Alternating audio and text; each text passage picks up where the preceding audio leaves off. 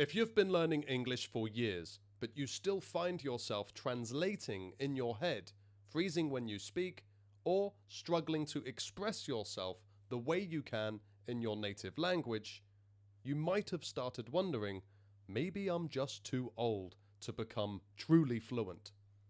Maybe you look at younger people, they're learning English, and you think, of course it's easier for them. And maybe you've just started accepting that this is your level and it won't change. You can understand English. You can read English. You can follow conversations. But you feel like you will never speak as naturally or confidently as you want. But for a moment, just listen to me. I want you to stop blaming your age, because your age might not be the problem. If you don't know me, I'm David Diath, a fluency coach, and I help professionals and entrepreneurs communicate in English with more confidence, clarity, and authority. And after working with so many people from around the world, I've noticed something really important. A lot of people make the wrong diagnosis. Just imagine you have an old car. It's not working properly. You might look at it and think, it's old, that must be the problem. But when a mechanic comes and checks it, they find there's a different issue. It's something specific and it can be fixed. The problem was never the age of the car. The problem was something else. And I think many English learners do the same thing. They've studied English for years or even decades, but they still struggle to speak, especially in high-pressure situations. They're getting older, so they connect those two things together and they think, I'm struggling because I'm too old. But that doesn't mean that's true. That's not the case. Yes, age does affect the way we learn languages, in that children do have some advantages, but that does not mean you lose the ability to become fluent in English after a certain age. Often, the bigger problem is how you've been learning English the whole time. Just think about the years you've spent studying.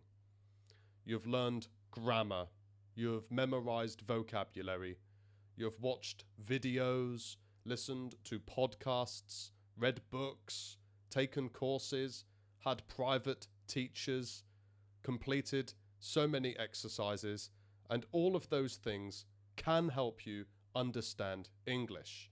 There's a time and a place for that. And that might be why you're watching this video right now and you can understand everything I'm saying. But here's the important difference.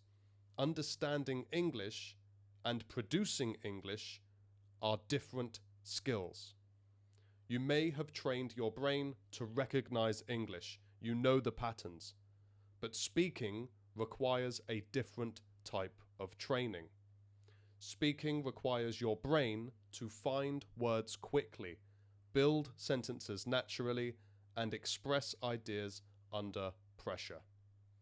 If most of your learning has involved taking English in, but you haven't spent enough time producing it, then it makes sense that speaking still feels difficult.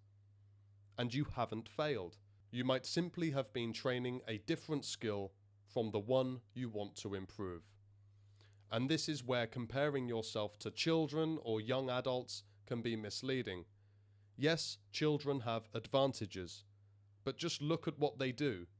They're surrounded by the language, they hear it constantly, they try to use it, they make mistakes, they're not afraid of making mistakes for the most part, they repeat the same structures again and again, they get thousands of opportunities to communicate, they get feedback, they improve.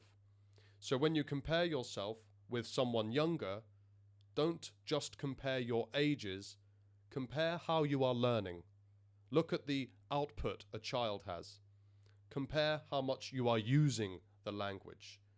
Because the question isn't, am I too old to become fluent in English?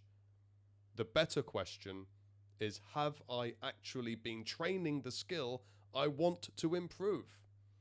Because if you want to speak English without translating in your head, if you want the words to come to you more naturally when you speak, if you want to express your thoughts with confidence and clarity, just like you do in your native language, you need to train speaking.